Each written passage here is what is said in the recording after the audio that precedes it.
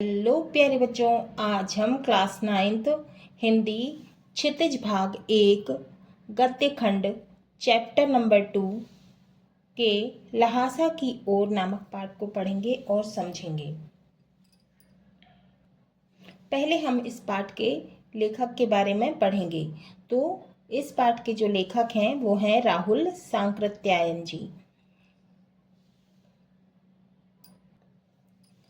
राहुल सांकृत्यायन का जन्म सन 1893 में उनके ननिहाल गांव पंदहा, जिला आजमगढ़, उत्तर प्रदेश में हुआ। उनका पैतृक गांव कनैला था। उनका मूल नाम केदार पांडेय था। उनकी शिक्षा काशी, आगरा और लाहौर में हुई। सन 1930 में उन्होंने श्रीलंका जाकर बौद्ध धर्म ग्रहण कर लिया। तो उनने कब? सन 1930 में कौन सा धर्म ग्रहण कर लिया? बौद्ध धर्म। तब से उनका नाम राहुल सांकृत्यायन हो गया। राहुल जी पाली, प्राकृत, अपभ्रंश, तिब्बती, चीनी, जापानी, रूसी सहित अनेक भाषाओं के जानकार थे। कितनी भाषाओं के जानकार थे राहुल जी? पाली, प्राकृत, अपभ्रंश, तिब्बती, चीनी, जापानी, रूसी सहित अनेक भाषाओं के जानकार थे। उन्हें महापंडित कहा जाता था। सन 1963 में उनका देहांत हो गया। राहुल सांकृत्यायन ने उपन्यास, कहानी, आत्मकथा, यात्राव्रत, जीवनी, आलोचना, शोध आदि अनेक विधाओं में साहित्य सृजन किया। इतना ही नहीं, उन्होंने अनेक ग्रंथों का हिंदी में अनुवाद भी किया। मेरी जीवन यात्रा, 6 भाग, दर्शन दिग्दर्शन, 22वीं सदी, वोल्गा से गंगा, भागो नहीं दुनिया को बदलो, दिमागी, गुलामी, घुमक्कड़ शास्त्र उनकी प्रमुख कृतियां हैं। तो ये सब उनकी प्रमुख कृतियां हैं। साहित्य के अलावा दर्शन, राजनीति, धर्म, इतिहास, विज्ञान आदि विभिन्न विषयों पर राहुल जी द्वारा रचित पुस्तकों की संख्या लगभग 150 है। कितनी है पुस्तकों की संख्या? 150। राहुल जी ने बहुत सी लुप्त प्राय सामग्री का उद्धार कर अत्यंत महत्वपूर्ण कार्य किया। यात्राव्रत लेखन में राहुल जी का स्थान अन्यतम है। उन्होंने घुमक्कड़ी का शास्त्र रचा और उससे होने वाले लाभों का विस्तार से वर्णन करते हुए मंजिल के स्थान पर यात्रा को ही घुमक्कड़ का उद्देश्य बताया। घुमक्कड़ी में मनोरंजन, ज्ञानवर्धन एवं अज्ञात स्थलों की जानकारी के साथ साथ भाषा एवं संस्कृति का भी आदान प्रदान होता है। अज्ञात माने जिसकी जानकारी ना हो, है ना। राहुल जी ने विभिन्न स्थानों के भौगोलिक वर्णन के अतिरिक्त वहां के जनजीवन की सुंदर झांकी प्रस्तुत की है। संकलित अंश राहुल जी की प्रथम तिब्बत यात्रा से लिया गया है। तो ये जो लहासा की ओर जो है ना, ये राहुल जी की पहली तिब्बत यात्रा से लिया गया है, जो उन्होंने सन 1929 से 30 में नेपाल के रास्ते की थी। उस समय भारतीयों को तिब्बत यात्रा की अनुमति नहीं थी, इसलिए उन्होंने यह यात्रा एक भिखमंगे के छद्म वेश में की थी। माने भिखारी के रूप में, है ना, भिखारी के वेश में की थी। इसमें तिब्बत की राजधानी लहासा की ओर जाने वाले दुर्गम रास्तों का वर्णन उन्होंने बहुत ही रोचक शैली में किया है। माने दुर्गम माने कठिन रास्ते का वर्णन बहुत ही रोचक माने इंटरेस्टिंग तरीके से किया है। इस यात्रा वृत्तांत में हमें उस समय के तिब्बती समाज के बारे में भी जानकारी मिलती है। मतलब उन्होंने जो यात्रा का वर्णन किया था, तो उससे जो है तिब्बती समाज के बारे में जानकारी मिलती है। अब है पार्ट 2, लहासा की ओर। वह नेपाल से तिब्बत जाने का मुख्य रास्ता है। कोई एक रास्ता होगा, है ना, जो नेपाल से तिब्बत जाने का मुख्य रास्ता। फरीकलिंगपोंग का रास्ता जब नहीं खुला था तो नेपाल ही नहीं, हिंदुस्तान की चीजें भी इसी रास्ते तिब्बत जाया करती थी। तो जब जो है फरी कलिंग पोल का रास्ता जब नहीं खुला था, तब नेपाल ही नहीं, हिंदुस्तान की भी चीज़ें जो हैं, वस्तुएं जो हैं, इसी रास्ते से तिब्बत जाया करती थी। यह व्यापारिक ही नहीं, सैनिक रास्ता भी था। इसीलिए जगह जगह फौजी चौकियां और किले बने हुए हैं, है ना। तो ये क्या है, राहुल जी की यात्रा का वर्णन है ना, लहासा की ओर, है ना। अब जिसमें कभी चीनी पलटन रहा करती थी, सैनिक रहते थे। आजकल बहुत से फौजी मकान गिर चुके हैं। दुर्ग के किसी भाग में जहां किसान ने अपना बसेरा बना लिया है, मतलब किसानों ने अपना बसेरा बना, किसान रहने लगे, वहां घर कुछ आबाद दिखाई पड़ते हैं। ऐसा ही परित्यक्त एक चीनी किला था, माने चीनी सैनिकों के द्वारा त्यागा हुआ, छोड़ दिया गया चीनी किला था। हम वहाँ चाय पीने के लिए ठहरे। तिब्बत में यात्रियों के लिए बहुत सी तकलीफ़ें हैं। तो जो लेखक हैं वो बताते हैं कि तिब्बत में यात्रियों के लिए बहुत सी तकलीफ़ें भी हैं और कुछ आराम की बातें भी हैं। वहाँ जाति पाति छुआछूत का सवाल ही नहीं है। तो वहाँ ऐसा तो कुछ था ही नहीं, जाति पाति, है ना, अच्छी बात है। और वहाँ जो है औरतें पर्दा भी नहीं करती।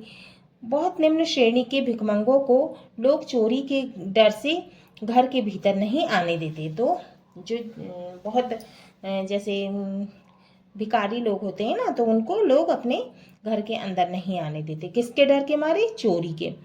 नहीं तो आप बिल्कुल घर के भीतर चले जा सकते हैं, चाहे आप बिल्कुल अपरिचित हों, मतलब आपको वो लोग जानते भी नहीं हों।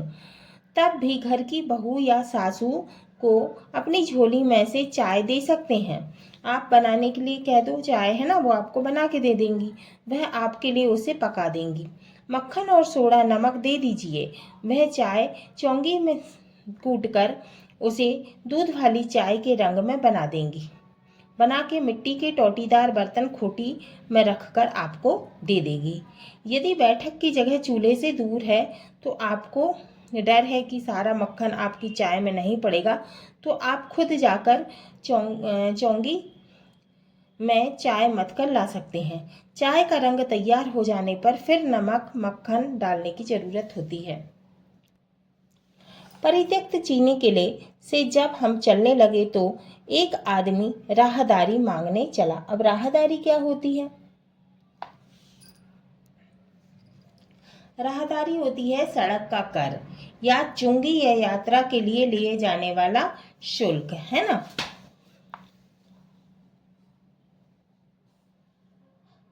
हमने वह दोनों चिटें उसे दे दी। अब चिट, दोनों चिटें क्या? गांव के पास पुल से नदी पार करने के लिए जोंगपोन मजिस्ट्रेट के हाथ से, अर्थात मजिस्ट्रेट के हाथ से लिखी लमयिक अर्थात राहदारी, जो लेखक ने अपने मंगोल दोस्त के माध्यम से प्राप्त की थी। शायद उसी दिन हम थोंगला के पहले के आखिरी गांव में पहुंच गए। अब थोंगला क्या है? अब थोंगला है तिब्बती सीमा का एक स्थान, एक जगह।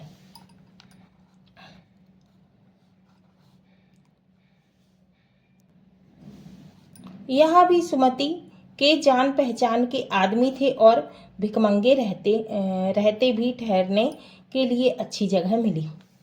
5 साल बाद हम इसी रास्ते लौटे थे और भिखमंगे नहीं, एक भद्र यात्री के वेश में घोड़ों पर सवार होकर आए थे।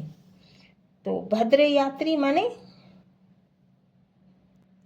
सज्जन व्यक्ति के वेश में घोड़ों पर सवार होकर आए थे। किंतु उस वक्त किसी ने हमें रहने के लिए जगह नहीं थी जब वो आए थे पहले, और हम गांव के एक सबसे गरीब झोपड़े में ठहरे थे। बहुत कुछ लोगों की उस वक्त की मनोवृत्ति पर ही निर्भर है, खासकर शाम के वक्त छंग पीकर बहुत कम होश हवास को दुरुस्त रखते हैं। छंग क्या है? जो नेपाली मादक पदार्थ है, पेय है। अब हमें सबसे विकट डांडा थोंगला पार करना था। डांडा क्या है? ऊंची जमीन है ना, बहुत कठिन ऊंची जमीन पार करना था। डांडी तिब्बत में सबसे खतरे की जगह है। 16-17 हजार फीट की ऊंचाई होने के कारण उनके दोनों तरफ मीलों तक कोई गांव गिराव नहीं होता। खतरनाक जगह है। नदियों के मोड़ और पहाड़ों के कोनों के कारण बहुत दूर तक आदमी को देखा नहीं जा सकता। डाकुओं के लिए यही सबसे अच्छी जगह है। लेखक कहते हैं डाकुओं के लिए यही सबसे अच्छी जगह है। तिब्बत में गांव में आकर खून हो जाए तब तो खूनी को सजा भी मिल सकती है, लेकिन इस निर्जन स्थानों में मरे हुए आदमियों के लिए कोई परवाह नहीं करता। माने निर्जन स्थान जहाँ पे कोई भी नहीं रहता हो। सरकार खुफिया विभाग और पुलिस पर उतना खर्च नहीं करती और वहाँ गवाह भी तो कोई नहीं मिल सकता। ऐसी जगह पे तो गवाह भी नहीं मिल सकता। डकैत पहले आदमी को मार डालते हैं, उसके बाद देखते हैं कि कुछ पैसा है कि नहीं। हथियार का कानून न रहने के कारण यहाँ लाठी की जगह लोग पिस्तौल बंदूकें लिए फिरते हैं। तो वहाँ पर क्या है? कानून न रहने पर, हथियार का कानून न रहने पर लाठी की जगह की तरह ही जो है वहाँ के लोग पिस्तौल बंदूक रखते हैं। कहाँ? वो निर्जन स्थान है ना। डाकू यदि जान से ना मारे तो खुद उसे अपने प्राणों का खतरा है। गांव में हमें मालूम हुआ कि पिछले ही साल थोंगला के पास खून हो गया। शायद खून की हम उतनी परवाह नहीं करते क्योंकि हम भिखमंगे थे। तो जो लेखक है किसका वेश बना के गए थे? भिखारी का, भिखमंगे का। और जहाँ कहीं वैसी सूरत देखते टोपी उतार जीभ निकाल कूची कूची अर्थात दया दया 1 पैसा कहते भीख मांगने लगते। लेकिन पहाड़ की ऊंची चढ़ाई थी, पीठ पर सामान लादकर कैसे चलते?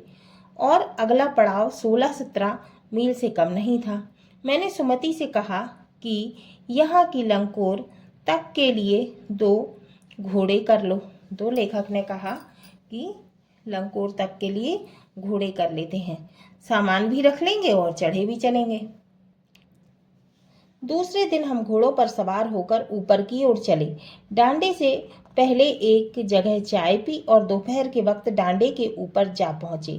हम समुद्र तल से 17 से 18 हजार फीट ऊंचे खड़े थे।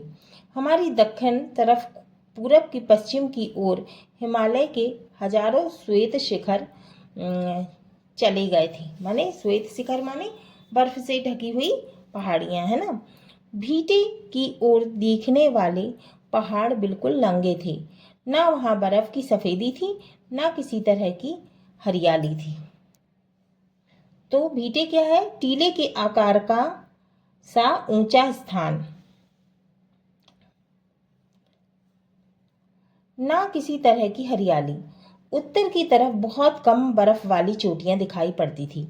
सर्वोच्च स्थान पर माने सबसे ऊंची जगह पर डांडे के देवता का स्थान था, जो पत्थरों के ढेर, जानवरों की सींगों और रंग बिरंगे कपड़ों की झाड़ियों से सजाया गया था। अब हमें बराबर उतराई पर चढ़ना था। चढ़ाई तो कुछ दूर थोड़ी मुश्किल थी, लेकिन उतराई बिल्कुल नहीं थी। तो वो कहने लगे कि चढ़ने में तो हमें बहुत परेशानी हुई थी, लेकिन उतरने में बिल्कुल भी थोड़ा कम परेशानी थी। शायद 2 एक और सवार साथी हमारे साथ चल रहे थे। मेरा घोड़ा कुछ धीमे चलने लगा। मैंने समझा कि चढ़ाई की थकावट के कारण ऐसा कर रहा है और उसे मारना नहीं चाहता था। धीरे धीरे वह बहुत पिछड़ गया और मैं दोन कस्तों की तरह अपने घोड़े पर झूमता हुआ चला जा रहा था। अब ये क्या है? दोन वस्तु क्या है? ये है स्पेनिश उपन्यासकार सार्वेतेज अर्थात 17वीं शताब्दी के उपन्यास डॉन क्विक्सोट का नायक जो घोड़े पर चलता था। जान नहीं पड़ता था कि घोड़ा आगे जा रहा है या पीछे। जब मैं जोर देने लगता तो वह और सुस्त पड़ जाता। एक जगह दो रास्ते फूट रहे थे, मतलब एक ऐसी जगह थी जहां से दो रास्ते निकल रहे थे। मैं बाएं का रास्ता ले मील 1.5 मील चला गया। आगे एक घर में पूछने से पता चला कि लंकोर का रास्ता दाहिने वाला था। फिर लौटकर उसी को पकड़ा। 4-5 बजे के करीब मैं गांव से मील भर पर था तो सुमति इंतजार करते हुए मिले। सुमति कौन? लेखक को यात्रा के दौरान मिला मंगोल भिक्षु जिसका नाम लोबजंग शेख था। इसका अर्थ है सुमति प्रज्ञ। अतः सुविधा के लिए लेखक ने उसे सुमति नाम से पुकारा। मंगोलों का मुंह वैसे तो लाल होता है और अब तो वह पूरे गुस्से में था। उन्होंने कहा, मैंने 2 टोकरी कंडे फू डाले। तो वो सुमति कहने लगे कि मैंने 2 टोकरी कंडे जो है वो जला दिए। अब कंडे क्या होते हैं? कंडे गाय भैंस के गोबर से बने उपले जो ईंधन के काम में आते हैं। 3 बार चाय को गर्म किया। मैंने बहुत नरमी से जवाब दिया, लेकिन मेरा कसूर नहीं है मित्र। देख नहीं रहे हो कैसा घोड़ा मुझे मिला है? मैं तो रात तक पहुंचने की उम्मीद रखता था। खैर, सुमति को जितनी जल्दी गुस्सा आता था उतनी ही जल्दी वह ठंडा भी हो जाता था। लंकोर में वह एक अच्छी जगह पर ठहरे थे। यहाँ भी उनके अच्छे यजमान थे। पहले चाय सत्तू खाया गया। अब सत्तू क्या होता है? भुने हुए अन्न, जौ, चना का आटा है ना। तो सत्तू क्या होता है? भुने हुए अन्न अर्थात जौ और चने का आटा खाया गया। रात को गर्मा गर्म थुक्पा मिला। अब थुक्पा क्या है? सत्तू या इसका मतलब है सत्तू या चावल के साथ मूली, हड्डी और मांस के साथ पतली लेई की तरह पकाया गया खाद्य पदार्थ, माने खाने वाला पदार्थ मतलब सामान है ना, खाने वाली चीज, वस्तु। आज हम टिंगरी के विशाल मैदान में थे जो पहाड़ों से घिरा टापू सा मालूम होता था, जिसमें दूर तक छोटी सी पहाड़ी मैदानों के भीतर दिखाई पड़ती है। उसी पहाड़ी का नाम है टिंगरी समाधिगिरी। आसपास के गांव में भी सुमति के कितने ही यजमान थे। कपड़े की पतली पतली चिरी अर्थात क्या? चिरी होता है फाड़ी हुई, है ना। तो कपड़े की फाड़ी हुई पतली पतली बत्तियों के गंडे खत्म नहीं हो सकते थे। अब गंडे क्या है? गंडा होता है मंत्र पढ़कर गांठ लगाया हुआ धागा या कपड़ा। क्योंकि बोधगया से लाए कपड़े के खत्म हो जाने पर किसी कपड़े से बोधगया का गंडा बना लेते हैं। वह अपने यजमानों के पास जाना चाहते थे। मैंने सोचा यह तो हफ्ता भर उधर ही लगा देंगे। मैंने उनसे कहा कि जिस गांव में ठहरना हो उसमें भले ही गंडे बांध दो, मगर आसपास के गांव में मत जाओ। इसके लिए मैं तुम्हें लहासा पहुंचकर रुपए दे दूंगा। सुमति ने स्वीकार किया। दूसरे दिन हमने भरिया ढूंढने की कोशिश की। अब भरिया होता है भारवाहक, लेकिन कोई ना मिला। सवेरे ही चल देते होते तो अच्छा था, लेकिन अब 10-11 बजे की तेज धूप में चलना पड़ रहा था। तिब्बत की धूप भी बहुत कड़ी मालूम होती है। यद्यपि थोड़े से भी मोटे कपड़े से सिर ढांक लें तो गर्मी खत्म हो जाती है। आप 2 बजे सूरज की ओर मुंह करके चल रहे थे। ललाट धूप से जल रहा है।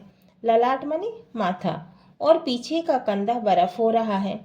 फिर हमने पीठ पर अपनी अपनी चीजें लादी, डंडा हाथ में लिया और चल पड़े। यद्यपि सुमति के परिचित टिंगरी में भी थे, लेकिन वह एक और यजमान से मिलना चाहते थे। इसलिए आदमी मिलने का बहाना कर शेखर विहार की ओर चलने के लिए कहा। तिब्बत की जमीन बहुत अधिक छोटे छोटे जागीरदारों में बटी है। इन जागीरदारों का बहुत ज़्यादा हिस्सा मठों अर्थात विहारों के हाथ में है। अपनी अपनी जागीर में हर एक जागीरदार कुछ खेती खुद भी करता है।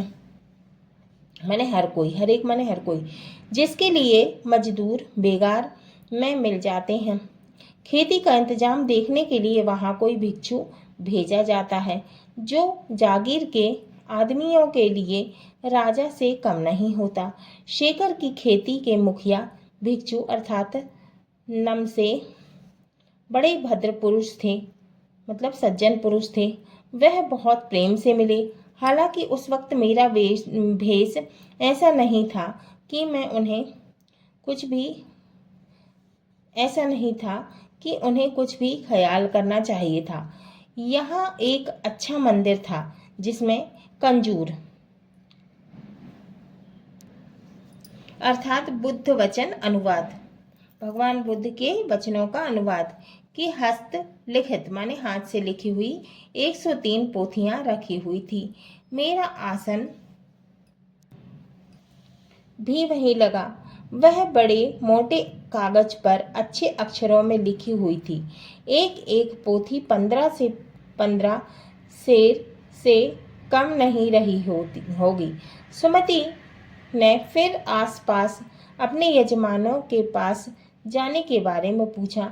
मैं अब पुस्तकों के भीतर था, इसलिए मैंने उन्हें जाने के लिए कह दिया। दूसरे दिन वह गए। मैंने समझा था 2-3 दिन लगेंगे, लेकिन वह उसी दिन दोपहर बाद चले गए।